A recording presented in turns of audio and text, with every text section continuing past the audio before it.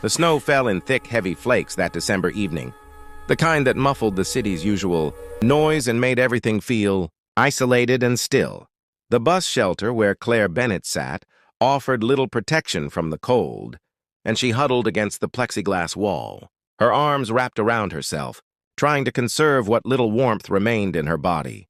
She was 28 years old, with blonde hair that fell in tangled waves past her shoulders, and she wore a thin olive-colored dress that had been meant for indoor wear, not for sitting outside in a snowstorm. A worn brown bag sat beside her on the bench, containing everything she now owned in the world, a change of clothes, some photographs, and the divorce papers that had been thrust into her hands 3 hours ago. Claire stared at those papers now, visible through the bag's open zipper, and felt the numbness that had settled over her deepen. 3 years of marriage ended because her body had failed to do the one thing her husband deemed most important. She'd tried to explain that there were other options, adoption, fertility treatments, but Marcus had been unmovable in his judgment. She was defective, useless, and he wanted her out of his house and his life. She had nowhere to go.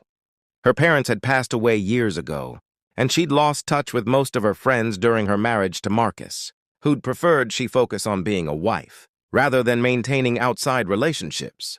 She'd called her cousin Lisa, but Lisa was traveling overseas and wouldn't be back for 2 weeks. The women's shelter had been full with a waiting list, and the little money Claire had in her personal account would maybe cover a week in a cheap motel, if she was lucky. So she sat at the bus shelter, watching the snow fall and the city move around her, and wondered how her life had collapsed so completely in a single day. She didn't notice the man and children approaching until they were quite close. Looking up, she saw a tall figure in a dark navy peacoat, with 3 children bundled in winter jackets clustered around him. The man was probably in his mid-30s, with dark brown hair slightly disheveled from the snow, and a face that carried both strength and gentleness. The children ranged in age from maybe 6 to 9, 2 boys in green and yellow jackets flanking a little girl in red. The man paused near the bus shelter, and Claire saw his eyes taking in her situation. The thin dress, the worn bag, the way she was shivering despite her best efforts to appear composed. She looked away, not wanting to see pity in another person's eyes. "Excuse me," the man said, his voice gentle but concerned. "Are you waiting for a bus?" Claire knew the shelter had a schedule posted, knew that he could easily check and see that the last bus on this route had departed 20 minutes ago. There wouldn't be another one until morning. But she nodded anyway. "Yes, just waiting." "In that dress? Without a coat? Ma'am, it's 12 degrees out here." "I'm fine," Claire said, though her voice shook with cold and something else. Despair, maybe, or the exhaustion of pretending she was fine when everything had fallen apart. The little girl in the red jacket tugged on the man's sleeve. "Daddy, she's freezing. We should help her." "Emily's right," one of the boys added. "Remember what you always say? About helping people who need it?" The man knelt down near the bus shelter opening, putting himself at a less intimidating height. "My name is Jonathan Reed. These are my children, Alex, Emily, and Sam. We live about 2 blocks from here. I'd like to offer you a warm place to stay tonight, at least until you can figure out your next steps. It's not safe for you to be out here in this weather." Claire shook her head automatically. "I can't accept that. You don't know me. I could be dangerous." Jonathan gave a slight smile. "You're sitting in a bus shelter in 12-degree weather without a coat. The only danger you pose is to yourself. Look, I understand if you're wary of strangers, but I have 3 kids with me, which should tell you something about my intentions. And I can't, in good conscience, drive past someone who clearly needs help. So please, let us at least get you warm and fed. After that, if you want to leave, I'll call you a cab to wherever you want to go. Deal?"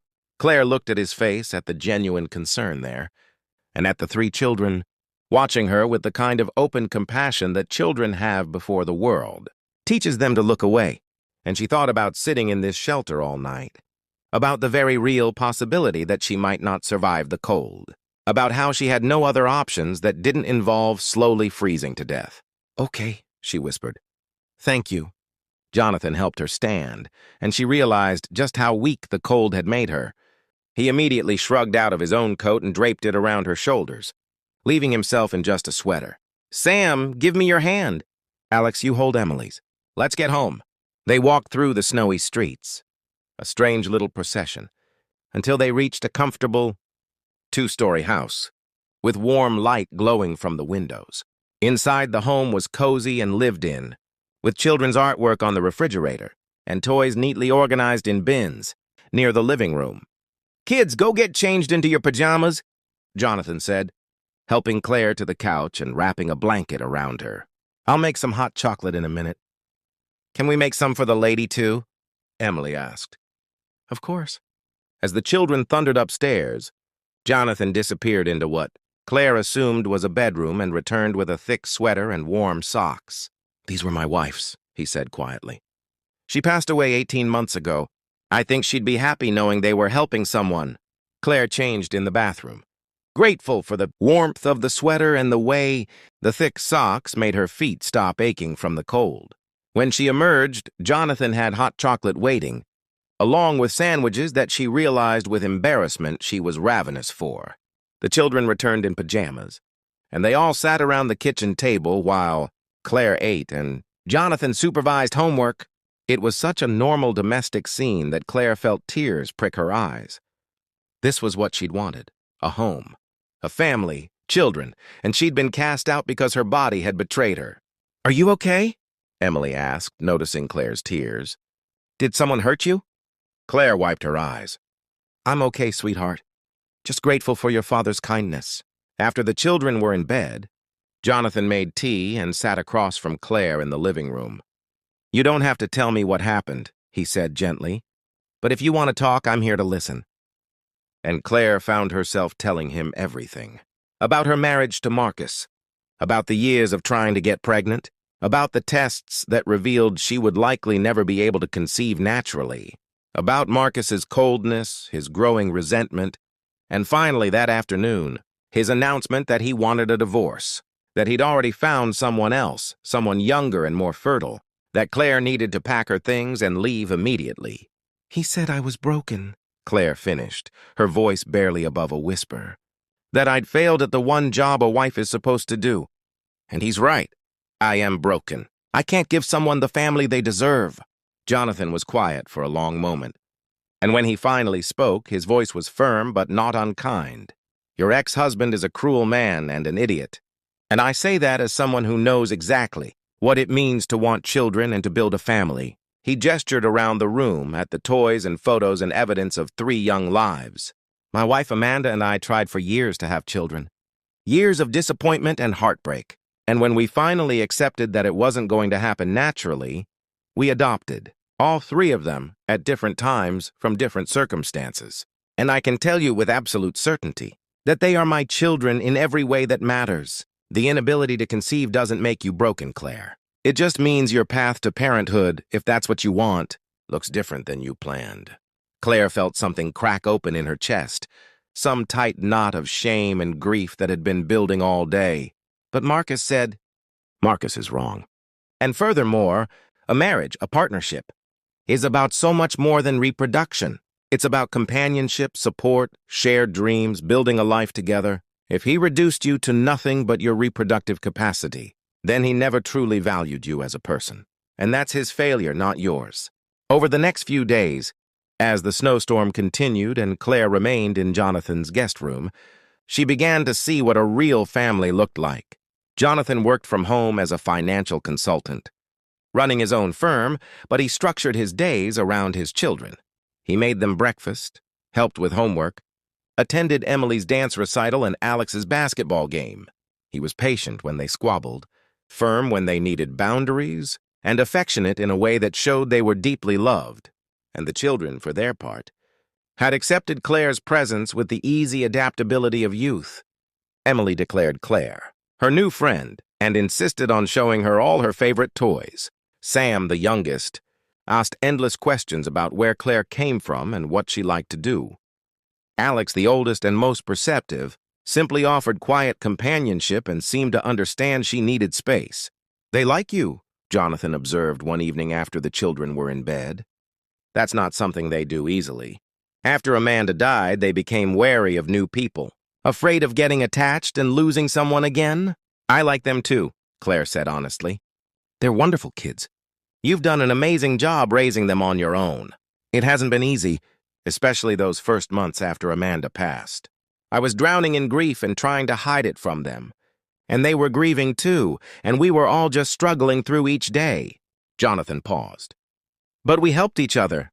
They gave me a reason to keep going, and I gave them stability and reassurance. We became stronger together. On the fourth day, the snow had finally stopped, and Claire knew she needed to figure out her next steps.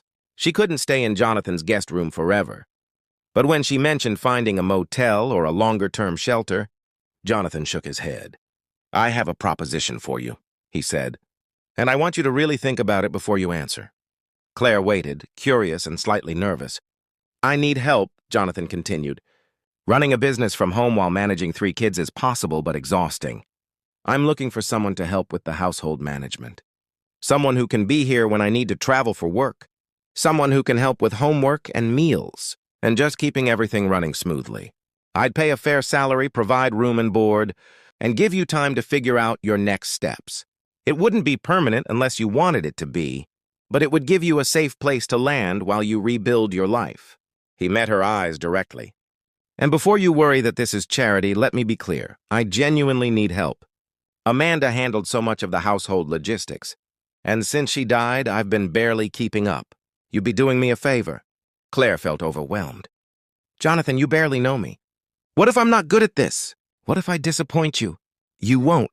I've watched you with my kids this week. You're natural with them, patient and kind.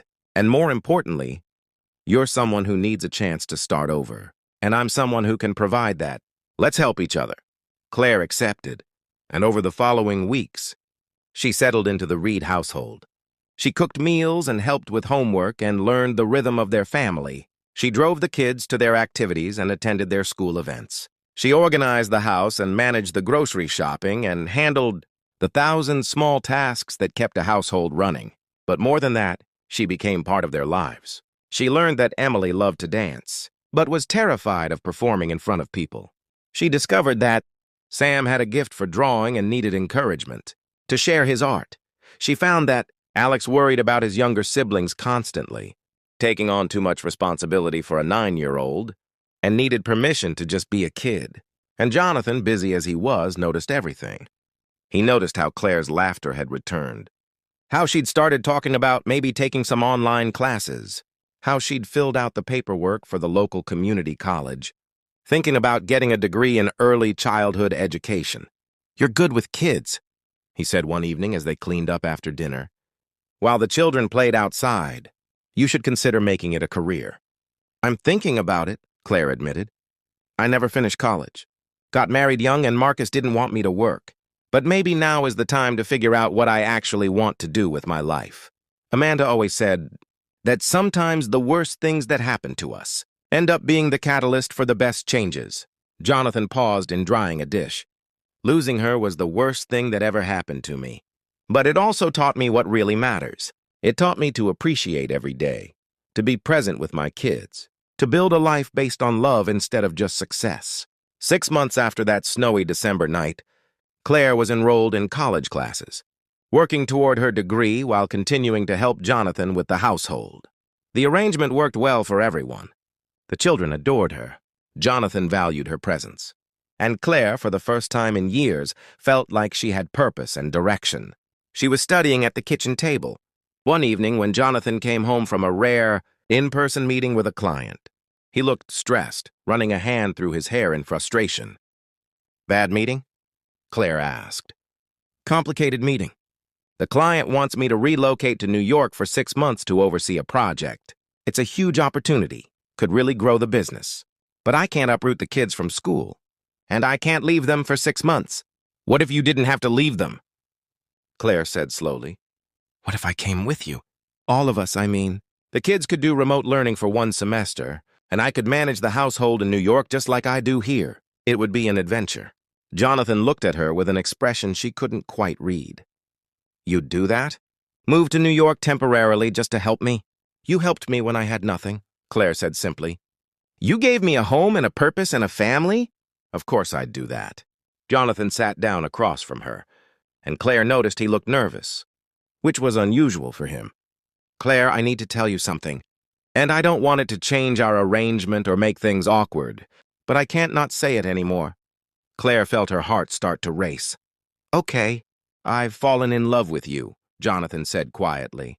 Not because you help with the kids or because you've made my life easier, though you have, but because you're kind and strong and brave, because you came back from being told you were worthless and proved that wasn't true, because my children love you, and I trust their judgment completely, because when I think about the future, I can't imagine it without you in it.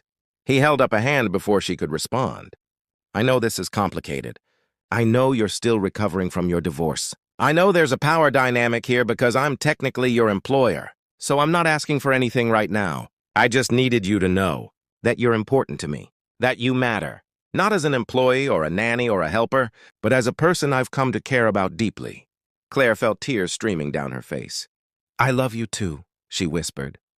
I've been trying not to, trying to keep it professional, but I can't help it. You've shown me what love actually looks like. Not possession or control or conditional acceptance, but respect and partnership and choosing each other every day. Jonathan reached across the table and took her hand. I want you to know something. Your ex-husband made you feel like you weren't enough because you couldn't have children. But Claire, I have 3 children. I don't need you to give me a family. I already have one.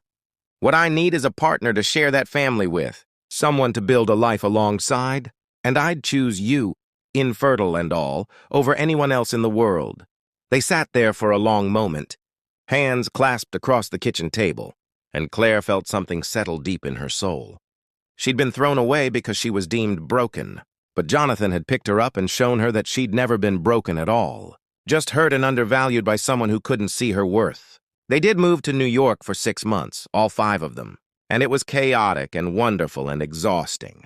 When they returned home, Jonathan asked Claire to marry him, and she said yes without hesitation. The children were flower girl and ring bearers at the wedding, and when the minister asked if anyone objected, Sam stood up and yelled, "No way! We love Claire." On their wedding night, after the children were asleep at Jonathan's parents' house, he and Claire lay together in the quiet of their bedroom. "Do you ever think about what Marcus said?" Jonathan asked gently. "About being broken?" Claire was quiet for a moment. "Sometimes.